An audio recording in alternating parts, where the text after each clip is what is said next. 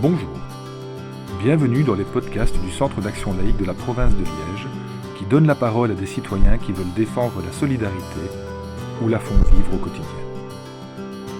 Dans la série Petite histoire de grande valeur, nous donnons la parole à des personnes qui expérimentent la solidarité dans leur vie de tous les jours.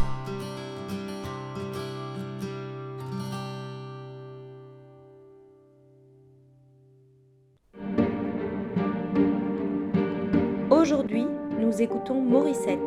Elle nous parle de ce qu'elle appelle son destin, aider les autres. Je m'appelle Morissette Mercier, j'ai 58 ans, je suis mariée et j'ai une fille. Et j'ai aussi 2 petits-enfants. J'ai grandi dans le cadre ouvrier. Mon papa est un ancien mineur, c'est un ancien plafonneur. Ma maman était ménagère, mais elle travaillait beaucoup. Je ne voyais pas beaucoup, j'étais plus avec ma maman, mais quand mon papa revenait, c'était la fête. Et puis je suis la petite Raouette aussi. J'étais très chouchoutée par mes parents. Et j'ai eu des valeurs dans mon enfance très sociales. J'ai besoin de contact humain. Je retrouve avec toutes les personnes que je côtoie. Si je vais sur le marché, je peux rencontrer énormément de personnes.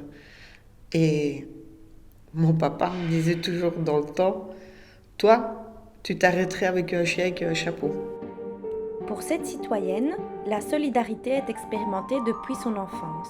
Elle nous raconte comment elle réussit à transmettre cette valeur par des actions concrètes. Que vous soyez d'une condition sociale bourgeoise ou pas, pour moi, ça reste un homme, une femme, un enfant. Pour moi, c'était simplement un être humain.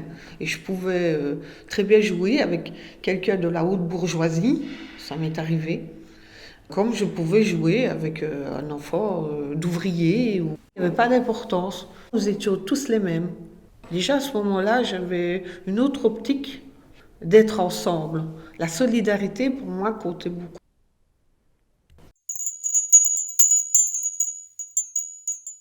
D'avoir fait le bénévolat, ça m'apportait beaucoup aussi. Ça m'apportait une satisfaction à moi-même. Je pouvais aider les gens. Et aider les gens, c'est ce qui était important pour moi. Je pouvais être solidaire des uns et des autres.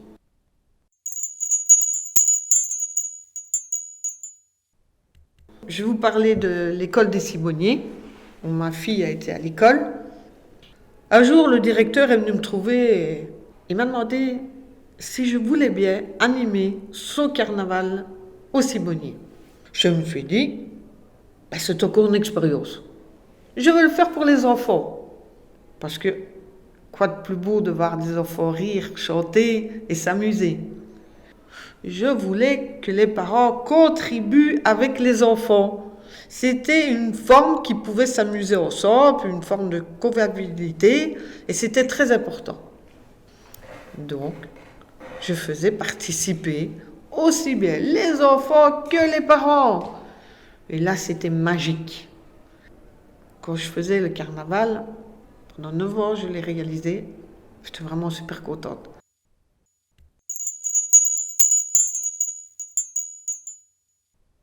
C'est important pour moi d'être dans le quartier. Parce que il y a toujours des choses à faire dans le quartier. Et des relais, on peut les trouver.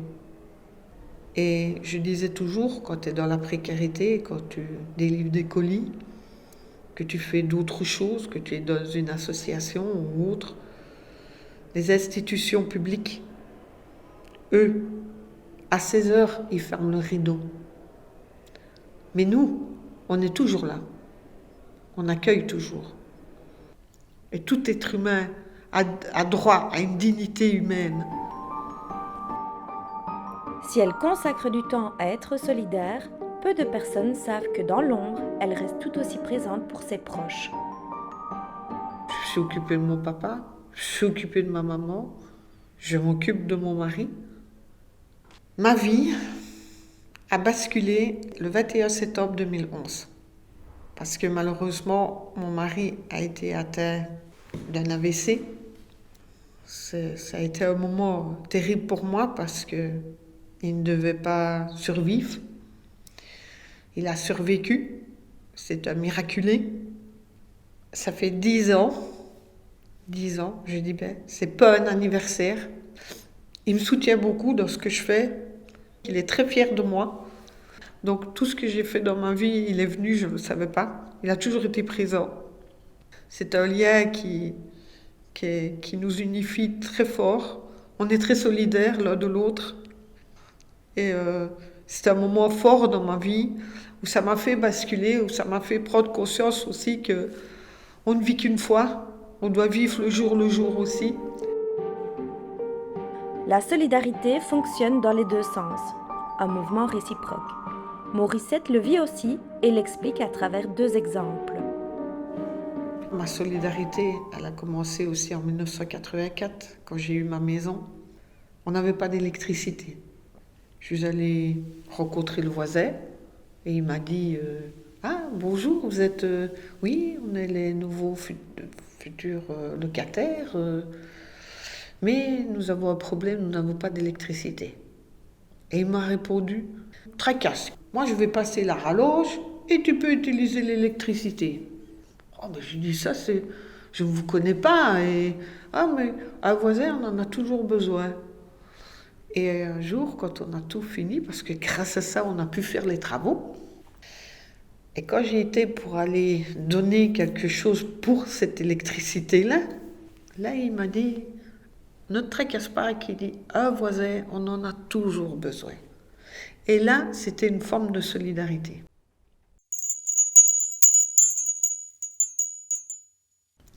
J'ai eu la solidarité aussi avec la SBA, Solidarité Molinet. Je n'oublierai pas parce que je dois les remercier.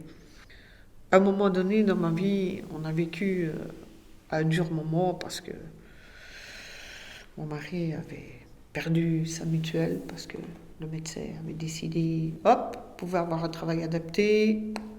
On a fait toutes les démarches, j'avais plus rien. Je ne touchais de nulle part. Et la SBA Solidarité Molinet nous a procuré des meubles, nous a donné à manger, parce que j'avais plus d'argent.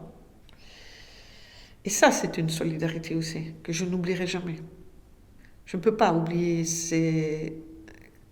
des solidarités comme ça, parce qu'elles sont fortes. Et ça, dans ta vie, tu ne peux pas l'oublier. Morissette s'est beaucoup investie pour soutenir les associations locales. Grâce à son récit, nous nous questionnons. En termes de solidarité, quelle place un citoyen peut-il trouver pour agir en complémentarité avec les structures existantes ?